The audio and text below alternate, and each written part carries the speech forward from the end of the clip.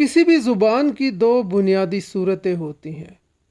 ایک اس کی تقریری صورت ہوتی ہے، جیسے روزمرہ کی گفتگو ہوتی ہے، آپس میں مکالمہ ہوتا ہے، اور ایک اس کی تحریری صورت ہوتی ہے کہ جب کوئی چیز کاغذ پر لکھی جاتی ہے۔ اب ان دونوں صورتوں میں جو لفظ استعمال میں آتے ہیں، ان لفظوں کے معنی دو سطحوں پر ہم دیکھتے ہیں۔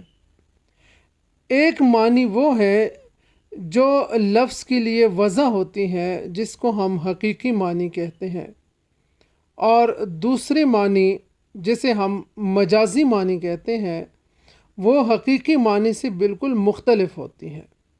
مثال کے طور پہ ایک جملہ ہے، زید کا قد لمبا ہے۔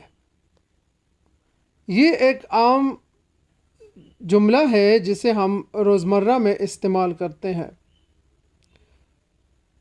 اس جملے کی دیگر صورتیں یہ بھی ہو سکتی ہیں، زید بلند قامت ہے، زید دراز قد ہے، یا زید لمبے قد کا ہے۔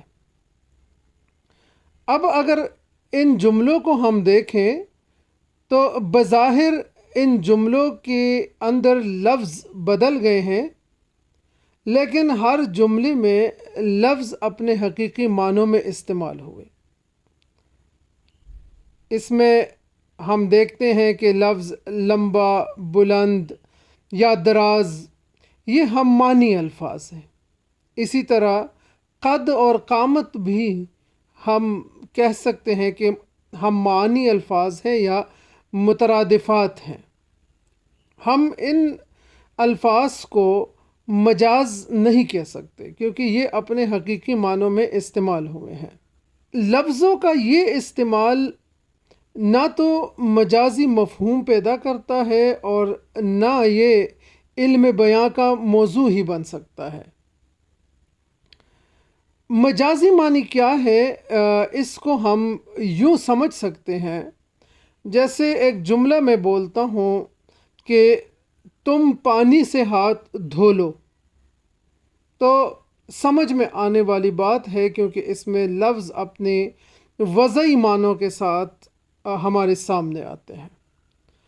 لیکن اگر یہ جملہ میں یوں بولوں کہ تم ملازمت سے ہاتھ دھو لو، تو اب ملازمت کوئی ایسی مایہ شے نہیں ہے جس سے ہاتھ دھوئے جا سکتے ہیں۔ تو یہاں پہ یہ جو لفظ آئے ہیں، ملازمت سے ہاتھ دھونا، یہ مجازی معنوں میں استعمال ہوئے ہیں۔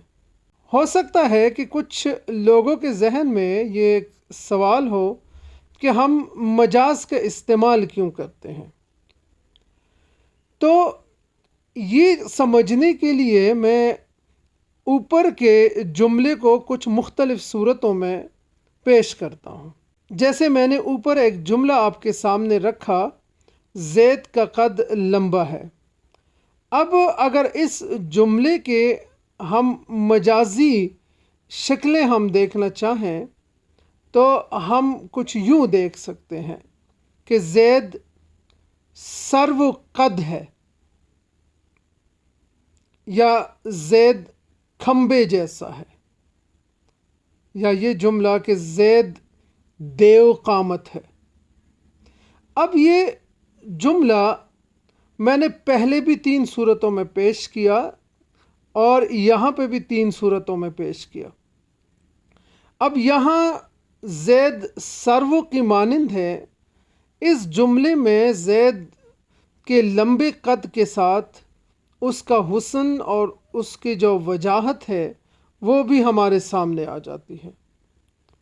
اسی طرح اس جملے کو جب یوں ادا کیا جاتا ہے کہ زید کھمبے جیسا ہے، تو زید کے لمبے قد کے ساتھ ساتھ اس کے دبلے پتلے ہونے کا ایک تصور بھی ذہن میں آ جاتا ہے۔ اور تیسری صورت کہ زید دیو قامت ہے، تو زید لمبا بھی ہے اور قداور بھی ہے، اور اس کی جو جسامت کی جو ہیبت ہے، جو خوف کا تصور ہے، وہ ہمارے سامنے آ جاتا ہے۔ دراصل مجاز کا استعمال ہم اس لیے کرتے ہیں کہ کسی ایک چیز کے ساتھ جب ہم دوسری خوبیاں اکٹھے پیش کرنا چاہیں، یعنی اگر ہم آسان لفظوں میں سمجھنا چاہیں تو سمندر کو کوزے میں بند کرنا، گویا یہ ایجاز اور اختصار کا ایک ہنر ہے۔ لہٰذا ہم کہہ سکتے ہیں کہ علم بیاں ایک ایسا علم ہے جس کی مدد سے ہم ایک ہی بات مختلف طریقوں سے کرنے کے قابل ہو جاتے ہیں۔ علم بیاں کی 4 صورتیں ہیں: تشبیہ، استعارہ، کنایہ اور مجاز مرسل۔ اب آگے ہم ان تمام صورتوں کی الگ الگ تفصیل پڑھیں گے اور سمجھنے کی کوشش کریں گے۔